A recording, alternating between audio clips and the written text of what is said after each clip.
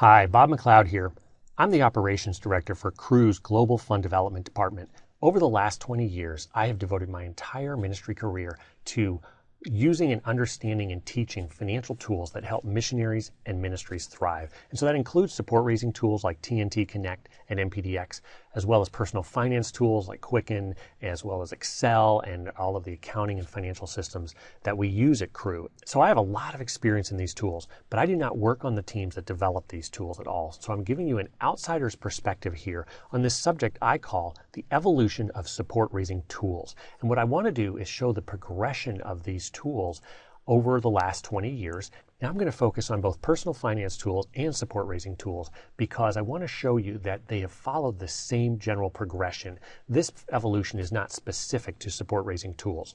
Now historically, everybody did it the same way. With personal finances and support, they did it all on paper. We all did it the same way, and we all were dependent on monthly financial statements from our bank or the ministry. Well, along came personal computers, and then everybody began to build their own spreadsheets. It still required manual entry, but then they could leverage the power of that tool, and they were still dependent on paper statements once per month. Of course, not long after that, installed software came along, so Quicken and TNT MPD, as it was called back then. And there were lots of other tools, but these are the only two left, really, in the marketplace, so to speak. Now, they still required manual entry, and you still had to wait for paper statements once per month, but then they did all the rest of the work and analysis and reporting for you.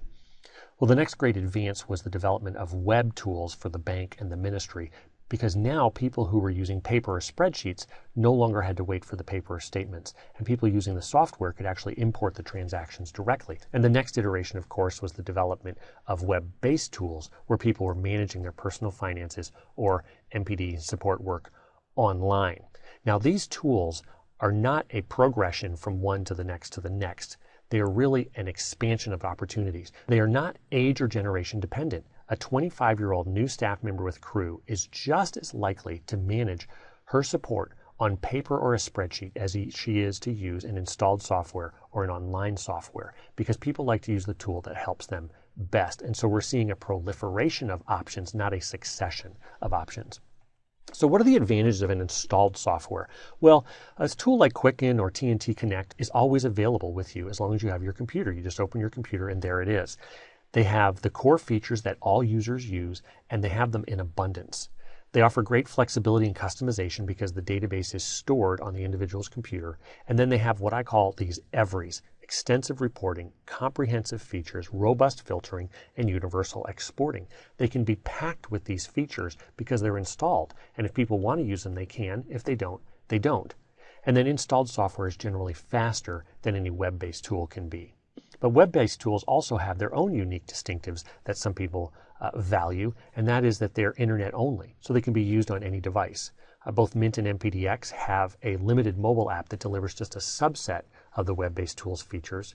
Again, they have the core features that any of the tool in this marketplace would have, whether it's personal finance or support, but those core features are very simplified and focused to create a simplified experience. Because it's one database for all users in the whole world, it offers very limited flexibility and customizations. They offer key reports and dashboards that the developers have felt are the most valuable to the users. They're easily shared, and they require no installation or backup. And so those are some of the distinctives that attract people to an internet-based tool.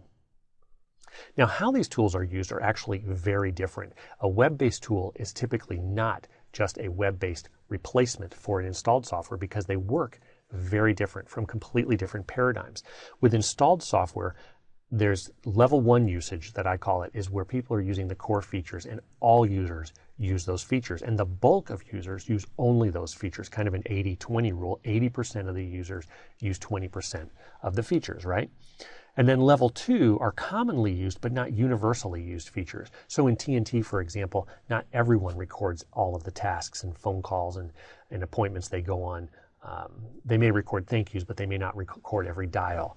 The third level, and any installed software has this, and that's what is valued by power users. And we all know people like this who are using a software, and we see them do things we didn't even know the software could do. And that's a very narrow subset of the users, but they love the installed features because of how comprehensive it is.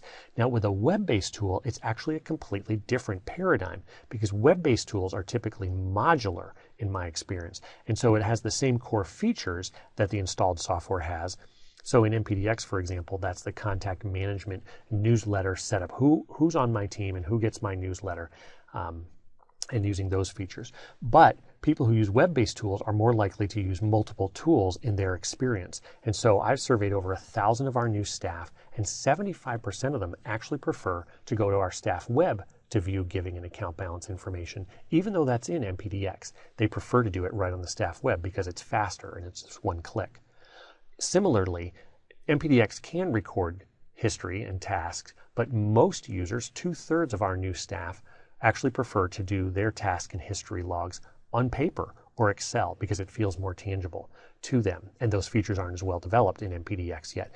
Now, it's fine that people use these modular tools because that's kind of the world that we live in. If you think about your mobile device, for example, you have a camera app and a messaging app, maybe multiple messaging apps, a Facebook, social media apps, and it's common to switch from app to app. We don't expect one app to do it all. And that's the paradigm difference here, is that people who are using an installed software like TNT Connect do all of their MPD work in that software. People who use a web-based tool will use a modular fashion tool to tool.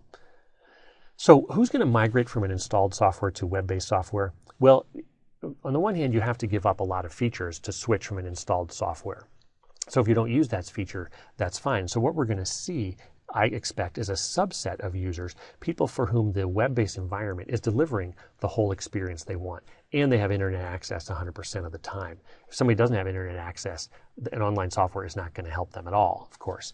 We're also going to see new users who've never used a software before, maybe interested in trying a web-based software because it's such a simplistic experience. And the developers of Mint even talked about that. Even though Mint and Quicken are produced by the same company, Mint is not looking to steal customers from Quicken because they're really targeting people who never managed their personal finances on the web before. So which tool should you use? Well, it's a pretty simple answer. You should use the tool that helps you thrive in managing your personal support. And the tool that's best for you is the one that helps you thrive in MPD. Well, I hope that's helpful for you.